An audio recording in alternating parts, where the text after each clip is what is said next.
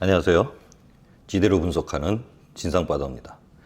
7월 10일 부동산 보완 대책입니다. 6월 17일 대책에 대한 보완 대책이고요.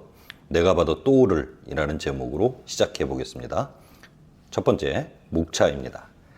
오늘 홍당기 부총리가 그 발표를 이례적으로 직접 했죠. 국토부 장관은 옆에 앉아 있었습니다. 그래서 오늘 발표한 것은 서민주택 부담 경감. 여기서 서민은 부부 합산 연소득 8천만 원 이하, 생애 최초 구입자는 9천만 원 이하, 합산 소득 한 8천만 원 이하 되면 서민으로 취급됩니다. 그리고 두 번째로는 공급 확대 부분, 그다음 세 번째로는 부동산 세제 강화. 그래서 세제가 세금 많이 걷어갑니다. 그리고 임대등록제 대폭 개편 이렇게 되어 있습니다. 기타로는 6.17 대책 중에서 대출 관련 경과 규정이 있습니다. 자, 서민주택 마련부터 시작해서 부동산 세제의 정부 정책에 어떻게 대응하고 어떤 형태가 될 것인가 지금부터 설명드리겠습니다. 자, 지대로 분석해 봅시다.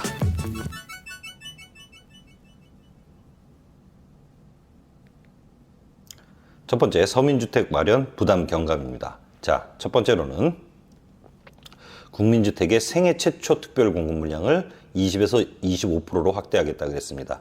그런데 기존에는 공공 분양 물량만 했었는데요. 이제는 민영주택에도 도입합니다. 생애 최초 특별 공급 물량은 무조건 받으십시오. 은행 가서 물어봐도 되고요. 어떻게 받아야 되느냐, 대출 어떻게 해야 되느냐 가서 대출 상담 꼭 받으십시오. 자, 여기는 1순위 대상자 중 저축액이 600만 원 이상, 혼인 또는 자녀가 있는 자, 그리고 근로자로서 5년 이상 소득세 납부하고 도시근로 원평균 소득의 100% 이하인 자 했었습니다. 그런데 아까 말씀드렸었죠. 대략 얼마라고요? 부부 합산 소득이 8천만 원 이하로 확대를 좀 시켜놨습니다. 자, 두 번째로는 신혼부부 특별공급 소득 기준도 완화해서 65%나 75% 정도가 신청이 가능한 형태가 되어 있습니다. 신혼부부들이면 주택 공급에 관한 규칙 개정 즉시 시행 9월 중이니까요. 지금부터 상담받고 신혼부부 특별공급에 되는 데가 어딘지 계속 눈여겨보셔야 됩니다. 그리고 서울 신혼부부는 근로사업소득 소득 평균은 6,447만 원이고 소득 중앙값이 5,438만 원이라서 일단 아까 말씀드렸었던 대로 서민 기준은 부부 합산 8천만 원입니다. 자, LTV 10% 추가 기준을 부부 합산 연소득 8천만 원이라 방금 말씀드렸던 부분입니다.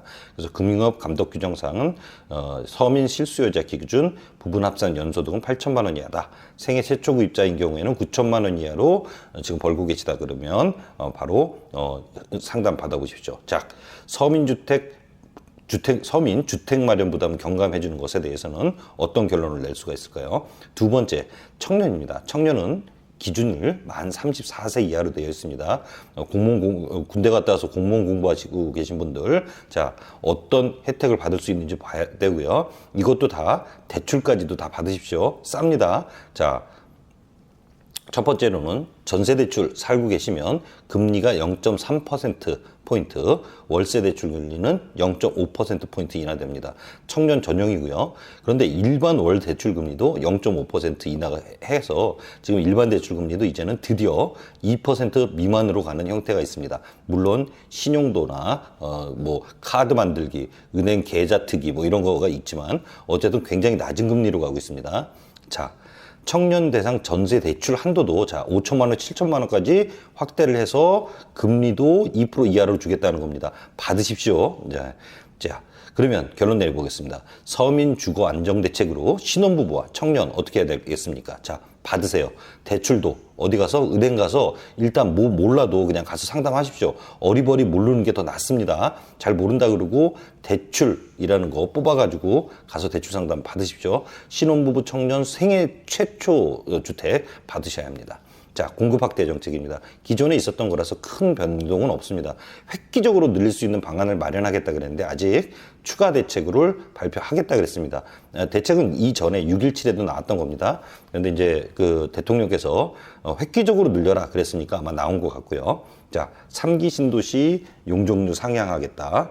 그럼 3기 신도시 되게 많이 들어오겠네요. 그리고 기관, 이관 부지도 활용하고 공공 재건축 촉진. 자, 오해하시면 안 됩니다. 재건축을 풀어주겠다 이런 얘기가 아닙니다. 공공 재건축을 촉진한다 그랬고요. 명확하게 오늘 나와서 김현미 장관 얘기했습니다. 재건축 풀려는 얘기는 아니다라고 얘기를 했고요. 도심 내 공실 활용하겠다 이렇게 되어 있습니다. 공급 확대는 특별한 거 없습니다. 그래서 TF를 경제부총리 주재하에 구성, 홍당기 경제부총리죠. 그래서 또 추가 대책을 또 내놓겠다라고 하고 있습니다. 나오면 한번 보죠. 어떻게 공급 확대를 할지, 서울이 확대가 될지 한번 보겠습니다. 자, 그러면 서울 공급 늘리면 높아집니다. 뭐가요? 층이 높아지죠. 층이. 그래서 자, 이거 어떻게 해야 되겠습니까? 서울 노후주택 낮은 데들 받으러 갑시다. 알아보러 다녀야 됩니다. 자, 세제 아주 핵심적이죠. 세금 많이 받아갑니다. 보유세, 재산세와 뭐라 그랬죠? 종부세라 그랬습니다. 거래세는 양도세입니다. 그래서 취득 단계, 보유 단계, 양도 단계 각각 다 걷어갑니다. 어떻게 가지고 오는지 봅시다. 다주택자 법인인 경우에는 취득세율을 12%까지 상향하고요. 3주택자 이상은 4%에서 12% 됩니다. 그리고 2주택을 할 때는 13%에서 8%죠. 굉장히 높아지고 있죠. 하지만 이거 집 사는 사람들은 나중에 팔 때 이만큼 얹어서 그냥 보냅니다. 세금은 그렇습니다. 자, 보유 단계에서는 3주택자 이상자가 조정지역 내 지난번 6.17 대책 하면서 2주택 설명드렸습니다. 조정지역 투기 과열지구 내 2주택 이상자는 중과세 최고세율을 6%로 원래 얼마였었죠? 4%가 종부세율 최고였습니다. 그래서 6%까지 늘어갑니다. 그래서 그냥 쉽게 2배 정도 올해 낸 거에 대비해서 내년에는 종부세를 2배 정도 내겠구나 얘기하면 됩니다. 오늘 경제부총리가 이렇게 얘기했습니다. 50억 원짜리 가지고 있으면 3,800만 원. 요 틀렸네요. 그다음에 10억 원짜리, 그다음에 50억 원짜리 가지고 있으면 1억 원 정도 종부세 낸답니다. 50억 원짜리 가지고 있으면 매해 1억 원 내고요. 50년 지나면 그 가격 되겠죠. 그 가격 그대로 내겠습니까? 전가시키겠죠. 자, 양도 단계에서도 올라갑니다. 양도 단계에서도 규제 지역은 중과세율을 현재 10%에서 20% 이것도 예상했었던 거고요. 3주택자인 경우에는 30%까지 올리도록 했습니다. 중과세율을 하는 거니까 결국은 어떻게 되느냐면 1년만 보유하고 팔면은 예를 들어서 1억이 올랐어요. 그래서 팔면 70% 냅니다. 그래서 7천만 원 내고 3천만 원 가지고 가는데 중개수 수료, 법무사료 뭐 이런 거 다 띄면은 한 2천만 원, 1억 남으면 2천만 원 가져갈 거고요. 2억 올랐다 그러면 한 4천만 원 가져갑니다. 투기 제대로 잡히겠죠. 자, 1, 2년 미만은 60%까지 부과합니다. 이거 굉장히 큰 상태입니다. 별로 뭐 이런 게 어떤 형태가 벌어지냐면 너희 거의 한 2억 올랐다며 그랬는데 2억 다 못 먹죠. 결국은 얼마 가져가냐면 4천만 원 갖고 가고요. 그동안 이자 이런 거 다 빼면은 번 거 없어집니다. 거기다가 지방소득세 10%는 또 별도로 되는 거니까 여기서는 거의 남는 거 없습니다. 2억 오르면 대략 제 생각으로는 예전에 해본 바로는 한 2,500만 원, 3천만 원 거기다가 그거 갖고 신난다고 해외여행 한번 갔다 오면 2억 올랐는데 남은 게 없습니다. 자, 어떻게 해야 되냐, 세금. 그래도 세금은 낼 거 내야죠. 저는 이렇게 생각합니다. 자, 두 번째, 임대사업자 제도를 대폭 개선한다고 했습니다.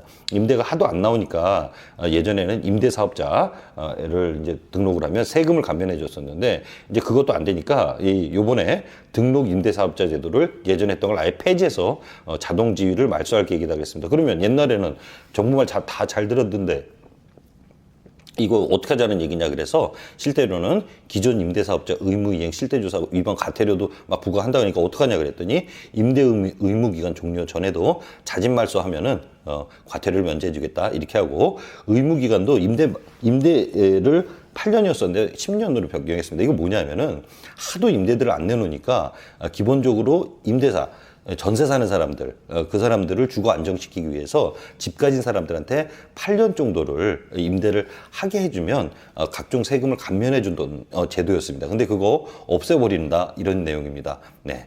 자, 그리고 거기다가 임차인을 위한다는 명목으로 임대 3법 국회와 공조를 해서 되겠죠. 180석 이상을 차지하고 있으니까. 자, 계약 갱신 청구권. 그래서 계약을 한 번 갱신하면은 4년까지 갈 수 있고요. 상한제. 그래서 5% 이상 못 올리게 하고 임대료를요. 그다음에 임대사업자 신고제. 이건 좀 필요하죠.